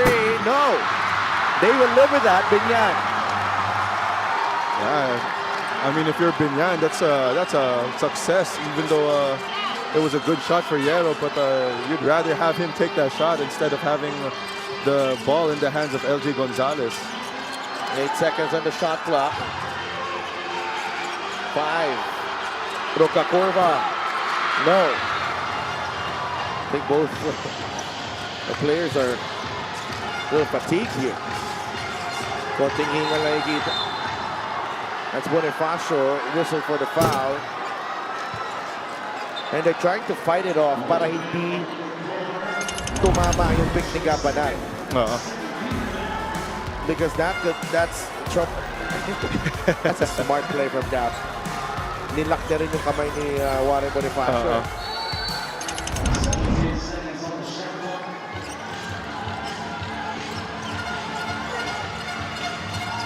Almost a steal.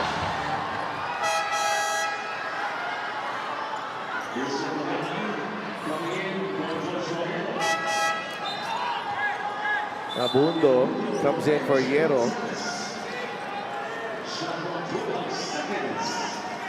4-point game, 6:27 remaining.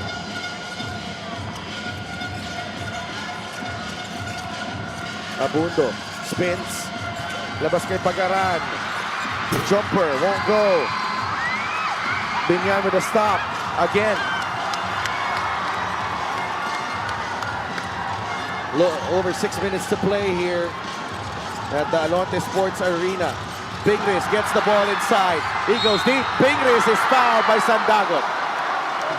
Simon Sandagon doing everything he can, just try to stop Mark Pringles from getting that basketball. But alam mo, ang hirap. Pinapanood ko sila. Ako napagod. Ang hirap. Ako talaga na. Like, the pressure that Mark Pingris puts on you at every possession, Andre. At every possession. Meanwhile, we have Andrea Indicio. Mga kaligaw, we have here former MPBL player Gerald Anderson. Hi, Gerald. Earlier, I saw you come out of the dugout of Biñan. Who exactly are you supporting tonight? Well, marami tayong mga kakilala sa Biñan. So, andito tayo to support them. But both teams, grabe, ang galing nila. Quezon is executing well. Pero medyo pabor sa Biñan yung home crowd eh. And it's been a while since the last time that you've been here in the MPBL. With regards to the atmosphere, the fans, the level of play, anong masasabi mo? Nakakamiss. Honestly, nakakamiss. It's good to be back. But this is one of the most intense games na panood ko and gusto ko na maglaro ulit. Since you mentioned na namimiss mo ng MPBL, may chance ba na makita ka na ulit namin dito? We'll see. We'll see. Baka next season. Alright, thank you so much, Gerald. Back to you, Sadaf and Andre. Thank you so much, Andrea. Ang second pinaka-pogi sa building ngayon. After you. Akala ko after you. After you. Gerald Anderson, ladies and gentlemen, thank you so much for being back here. You know, it's nice to see some of our former players enjoying the game and appreciating what the MPBL is all about now. Right? It's been a while na nakapanood siya and tayo naman, you welcome sa dito lagi. Yeah, I mean to all the people who's watching this, to everyone who doesn't know, Gerald Anderson is very passionate about basketball. Nag-cut si Lastimosa, a lot of contact there. There's a lot of contact but no call. It's getting really intense here. But there's been a lot of contact that's been let go in this ball game. 2-point game, and we are almost halfway through this final period. 40,000 on YouTube. Maraming salamat po sa mga nanonood. Tamsi comes out of the pick. Banal fires. It's short. Abundo with a rebound. Finds Gabayni underneath. Tabitawan ang bola. Gabayni.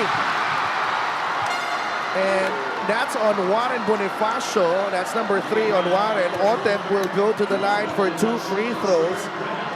Medyo hinintay niya pa yung bantay doon kanina. That could have been an easy 3-point play there for Joseph Gabayni. Ingay ng crowd natin.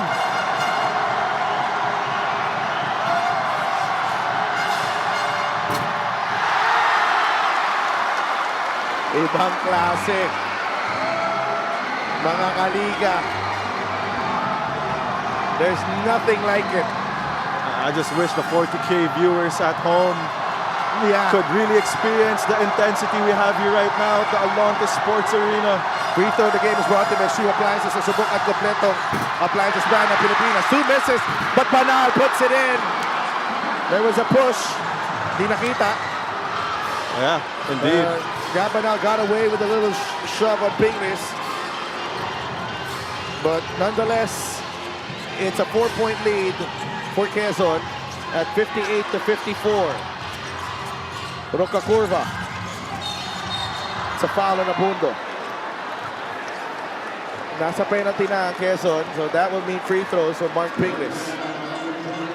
Another 2 big free throws coming up for Mark Pingris.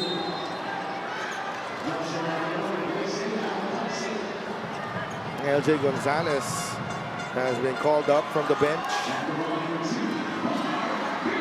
Mark Pingris at the line.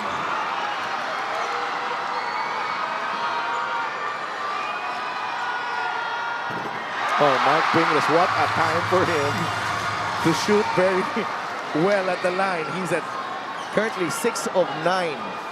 I mean, he's been through it all. So I would bet my life savings na in these situations right now. I don't think he's feeling even a bit of nervousness to death. Parang nakakabaka yung free throw. And as I say that, namintis. Namintis.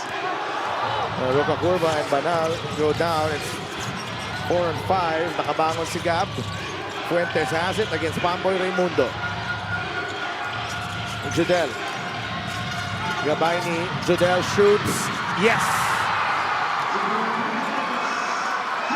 And as I've mentioned a while ago, Sadel, there's a mental thing about being benched.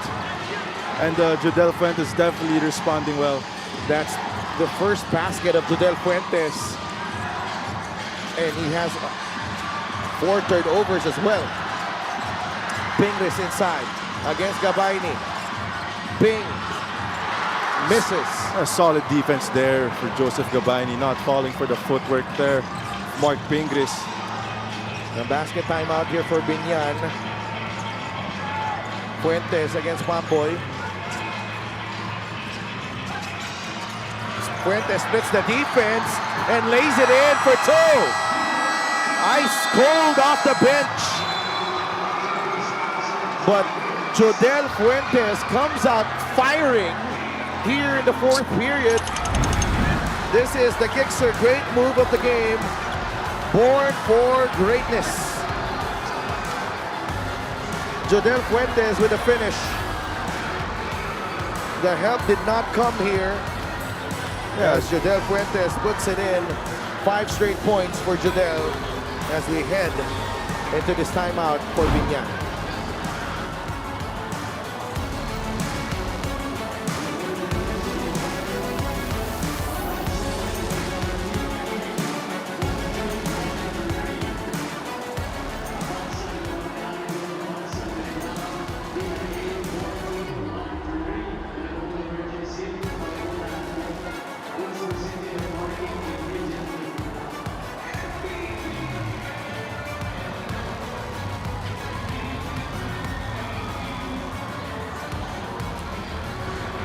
So glad you can join us here in Biñan. I'm talking about the huge crowd that we have and syempre thousands watching on online. The Fan of the Game is brought to you by LGR, the official outfitter of the MPBL.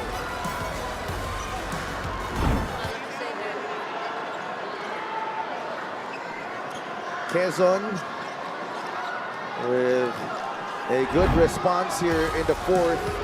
Play of the game brought to you by 747 Live. Dito ka sa legit. Your chance, your thrill, only with 747 Live. Now, the reason why that bump is very effective for LJ Gonzalez, other than the fact that he has a very strong upper body at Sudaf, is also how he stays low before impact. And you know what they say in basketball, low man wins. So, makikita mo talaga if you really study the film, whenever he's about to bump a defender, he stays very low, lowers his shoulder down, and really goes on to the chest of his defender. Roca Curva to Pamboy, back to Kenny.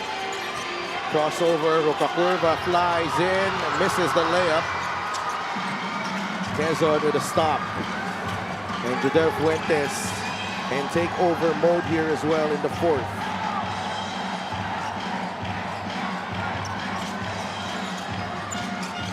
Fuentes launches from deep. No. Gabayni with a rebound. Kick out to Hierro. Back out to Jodel. Fuentes. Nabitawan ng bola. Lastimosa with a steal. Carlo has one man to beat. And Gabanal. Gabayni. What a dive by Joseph Gabayni. Incredible stuff from Joseph Gabayni. And that to me, you can call that, if they do win this game. That's a winning play, Sudaf. That was to me, that was one of the game-winning plays here. Whenever you have a big man like Joseph Gabayni willing to give up his body out to dive for that basketball to save a possession. Now, Gabanal nearly paid dearly for that celebration there. But Otep Gabayni, grabe, ang effort na yun. Winning play there. You can magnify that. You can clip that. You can clip that para kay Joseph Gabayni in his career here in the MPBL. That was probably one of the best plays that he's done. For sure, especially if they win this game, Sudaf. Jodel Fuentes taking this one home for Quezon. 6 here in the period, coming at a crucial time. You know, I don't know why some of the people here in this arena are starting to leave. It's a 2-minute ball game. A lot can still happen, you know? Couple of threes and we could still have a ball game. Yeah. But this is a gutsy performance from Quezon on the road.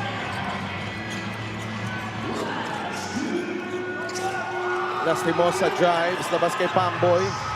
Raimundo sets his feet and misses the three. And that might do it. Yeah, it would have been huge for Pamboy to hit that three. That might do it. I expect Quezon to burn out the clock as much as they can. So, Banal whistled for the offensive foul. Ibabalik ni Coach Boy at si Bam Lopez here.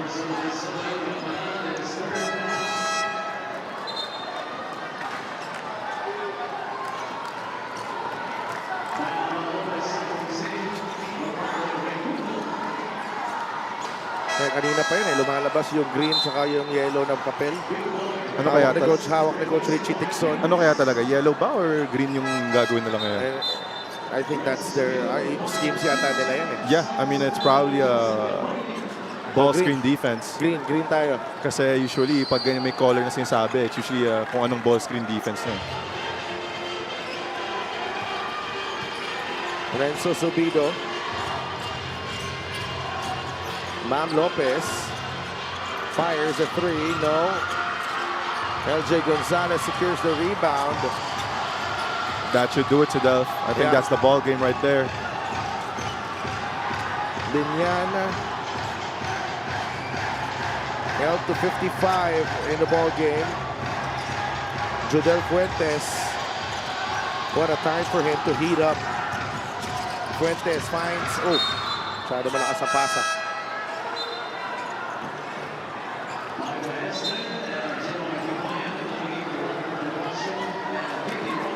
The score was 54 to 56 kanina. And since then, Biñan has gone silent except for a free throw from Mark Pingris.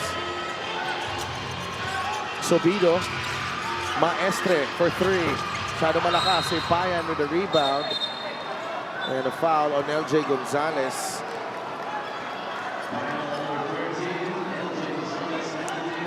The defense certainly playing a part in this one.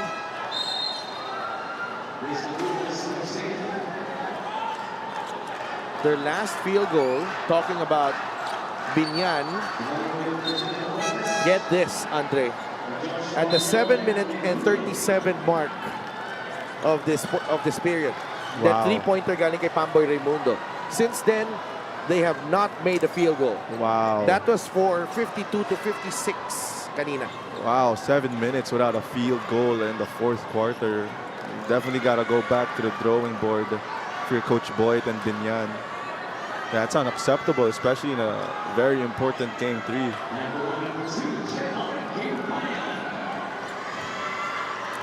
Quezon winning some key stats tonight. Rebounding usually napupunta kung sinong nakakakuha ng laro. And Quezon winning that 38-31. Yeah, I agree. Whichever team has the more rebounds usually wins that ball game. 5 points for Waray. Nag-holding hands pa si Bam at si LJ. And what a performance though. Absolutely sensational from this young man right here, LJ Gonzalez. And he doesn't look even tired to death. Parang kaya pa niya maglaro ng isa pa na namang full game if he needed to. 26 points in 27 minutes. Sandagon is fouled. And Sandagon makes the free throw. That's another assist for LJ Gonzalez.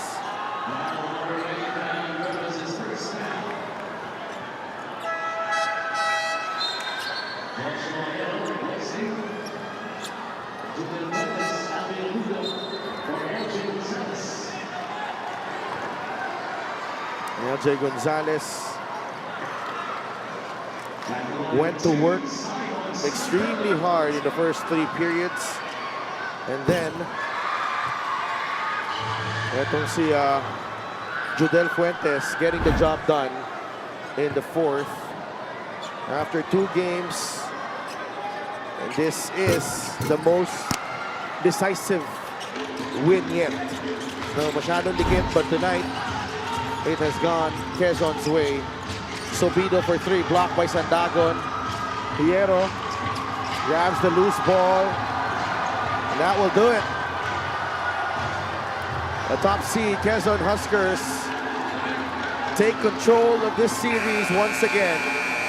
A 66-56 win in Game 3 on the road here at the Alonte Sports Arena in Biñan. A spectacular performance from LJ Gonzalez. He had 26 points through 3 quarters. And then Jadel Fuentes with some timely baskets, returning just in time in the fourth quarter after his early struggles in the game to finish off Biñan. But our best player of the game, powered by 747 Live. Play what you love, win what you deserve. Of course, LJ Gonzalez, 26 points, 6 rebounds, and 6 assists para kay LJ Gonzalez. Spectacular game, again, from the Spitfire guard of the Quezon Huskers.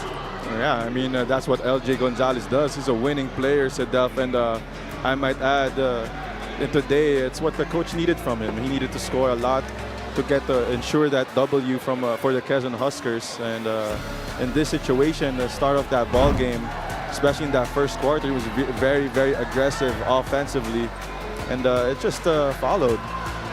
All throughout this ball game, he was a threat to score that basketball, and in the end, you got LJ Gonzalez scoring a lot of buckets, getting a lot of rebounds as usual, dishing out a lot of assists per usual. Well, it was in absolute control of this ball game. Yeah.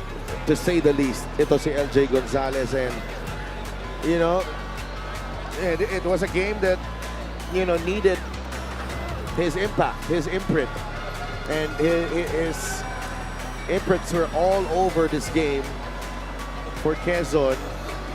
What a spectacular performance from this young man, LJ Gonzalez. Quezon now up 2-1 in this South Division final series. Let's go to Andrea Indicia. Maraming salamat sa Del. First of all, LJ, congratulations. Ikaw ang nag-take over sa game na ito, both offensively, defensively, may it be scoring or rebounds. Talagang you put up a great performance tonight. I don't know if na-realize mo, pero parehong panalo ninyo sa seryeng ito. You were hailed as best player. Unang-una, nagpapasalamat ako kay God dahil binigay niya yung panalo. Hindi namin to makukuha kundi dahil sa mga teammate ko, sa mga coaches ko na laging andyan para i-push kami everyday. Talagang pinupukpok kami. Talagang nakapokus kami sa game kasi may task kami na dapat trabahuin. And thankful ako sa sumusuporta sa Quezon. Hindi namin ito makukuha kundi dahil sa'yo. And thankful ako sa girlfriend ko dahil andito, sinuportahan niya ako. Maraming salamat sa kanya. And andyan din yung family niya. Sobrang thankful ako. LJ, isang panalo na lang para sa inyong team for that back-to-back South Division Championship title. Anong dapat gawin next game to secure the win? Siyempre, kailangan namin higitan pa kung ano yung pinagtrabuhan namin ngayon. Hindi muna kami magse-celebrate. Magtatrabaho pa kami and may task kaming pinag-usapan kahapon after ng practice namin. Kailangan talaga namin pumukpok para sa next game namin. Very well said. LJ, meron ka ba bang mga gustong batiin o pasalamatan? Go ahead. Unang-una, pinapasalamatan ko yung fans namin sa Quezon. Maraming salamat sa suporta nyo. And binabati ko nga pala yung family ko sa Isabela, mama ko, papa ko, kapatid ko. And yung mga tito ko sa Isabela and yung tito ko sa Australia, si Edmar Corpus and Neil Biag and si Neil Magsipok. And lalong-lalo na sa girlfriend ko, andito. And yung family na andyan, maraming salamat. And sa mga sumusuporta pa sa Quezon, hindi lang sa akin, sana suportan nyo kami sa upcoming games pa namin. And thank you kay Governor Helen Tan, Boss RD, Kong Mike, Doc Kim, Mayor Ralph Lim, and hi to Malik, Kobe, and Calix. And maraming salamat sa pumunta at nanood ngayon. Thank you so much. Once again, LJ Gonzalez, our best player of the game, is powered by 747 Live. Play what you love, win what you deserve. Back to you, Sedel and Andre. Maraming salamat, Andrea. Congratulations kay LJ Gonzalez. A spectacular game on the road. And we have our updated playoff bracket. Quezon moving a win away from back-to-back South Division Finals, South Division Championships, and then they will try to punch their ticket to the National Finals on Wednesday, and that game will be happening at the Philoid Center in San Juan. 6:30 p.m. tip-off. Quezon against Biñan. The Huskers trying to close out the series. Biñan looking to extend the series to a winner-take-all Game 5. And very, very exciting, very dramatic, a lot of physical play, but basketball, you know, at its rawest and purest form here in the MPBL. For my partner, Andre Doremdes, our courtside reporter, Andre Indicio, and for all the men and women making up our team, ito po si Delph Tupas saying thank you and good night from Biñan, Laguna.